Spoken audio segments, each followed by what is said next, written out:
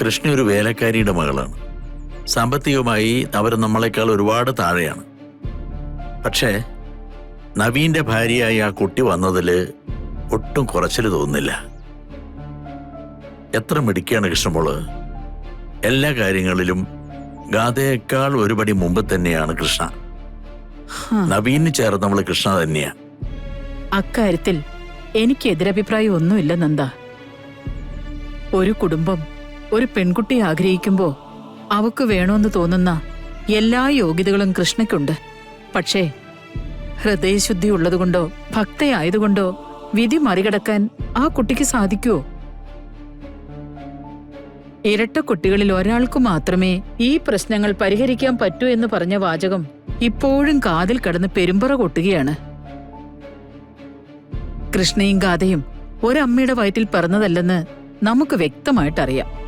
അവളെ സമാധാനിപ്പിക്കാൻ സിദ്ധൻ ശ്രമിക്കുന്നുണ്ട്. അത് കൃഷ്ണയുടെ ഭക്തിയിൽ അദ്ദേഹത്തിനുള്ള വിശ്വാസം കൊണ്ടായിരിക്കാം. നമുക്കത് തന്നെ വിശ്വസിക്കാമേ. കൃഷ്ണമോള് നമ്മുടെ കുടുംബത്തെ രക്ഷിക്കും. അല്ലെങ്കിൽ ഇങ്ങനെയൊക്കെ ചുറ്റി വളഞ്ഞ് അവളിലേക്ക് നമ്മൾ എത്തിച്ചേരില്ലായിരുന്നു. രക്ഷിക്കുമെന്ന് ചിന്തിക്കാൻ എളുപ്പമാണ് നന്ദ. പക്ഷെ അതിന് കഴിഞ്ഞില്ലെങ്കിൽ അവളെ ബലി കൊടുത്ത വഴിയിൽ നിന്ന് നമുക്ക് കരയേണ്ടി വരും. പരലോകത്തെ മോക്ഷം വിട്ടേക്ക്. ജീവിച്ചിരിക്കുന്ന ഇവിടെ മനസ്സമാധാനം ഉണ്ടാവുമോ?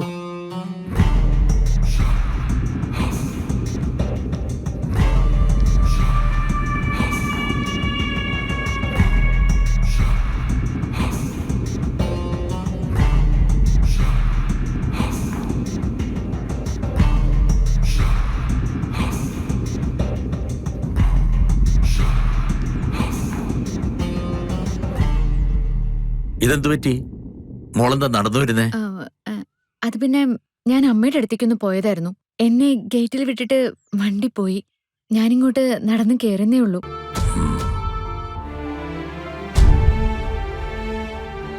ഇതെന്തു പറ്റി മുത്തശ്ശിക്ക്? എന്തെങ്കിലും ക്ഷീണമുണ്ടോ? മുഖം വല്ലാതിരിക്കുന്നു. ഒന്നുമില്ല കുട്ടി. ഒന്നുമില്ലെന്നൊന്നും പറയണ്ട. എന്തോ ഒരു വിഷമം മുത്തശ്ശി അലട്ടുന്നുണ്ട്, അത് ഉറപ്പാ. മുത്തശ്ശിക്ക് എല്ലാ കാര്യത്തിലും ടെൻഷനാ മോളെ. പുറമേക്ക് നല്ല ധൈര്യമൊക്കെ കാണിക്കും. പക്ഷെ വീട്ടിനകത്തുള്ള ഓരോരുത്തരുടെ കാര്യത്തിലും മുത്തശ്ശിക്ക് ടെൻഷനാ. എന്റെ അമ്മയെ പോലെ തന്നെ. ഒരു കാര്യം ചെയ്താൽ മതി മുത്തശ്ശി. ഇനി മുതല് മനസ്സിൽ എന്തെങ്കിലും ഒരു വിഷമമൊക്കെ തോന്നിക്കഴിഞ്ഞാലേ എന്നോട് പറഞ്ഞാ മതി. ഞാനത് മനസ്സിൽ കൊണ്ടുനടക്കാനൊന്നും പോണില്ല.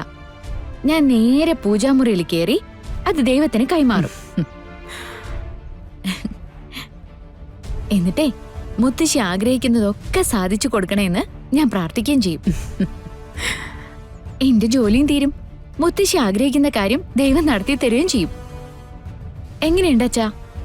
മോള് ചിന്തിക്കുന്നതും മോൾ ആഗ്രഹിക്കുന്നതും ഒക്കെ ദൈവം നടത്തി തരട്ടെ.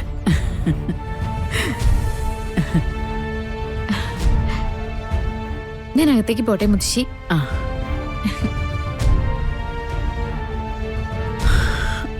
കണ്ടോ നന്ദ, മറ്റുള്ളവരുടെ വിഷമങ്ങളിൽ പോലും എന്തൊരു ശ്രദ്ധയാ. ഈശ്വര, എന്റെ മോൾക്കൊന്നും വരുത്തരുതേ. ഈ നന്മയ്ക്കൊക്കെ കൂലി ഇല്ലാതിരിക്കുമേ. കൃഷ്ണമോൾക്കൊന്നും സംഭവിക്കില്ല.